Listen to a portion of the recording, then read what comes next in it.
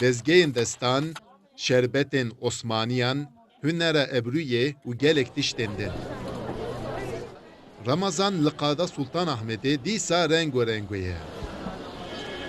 Hemû reng, tam û hunerên dîrokî di fuara bi navê tam û hunerên sed salan de cî digirin û li qada Sultan Ahmedê hatiye avakirin. Hani Em li uygulama vir him çê dikin him jî difroşin. Em tiştên rast radixin ber çavan. Gel vêyekê dibîne û ev jî ji bo me wan dibe kelecanek. Dema wextê fitarê nêzik dibe, sifreyên fitarê ku li vê qadê tên raxistin, bi xwarinên nimalê tên amadekirin tîjî dibin.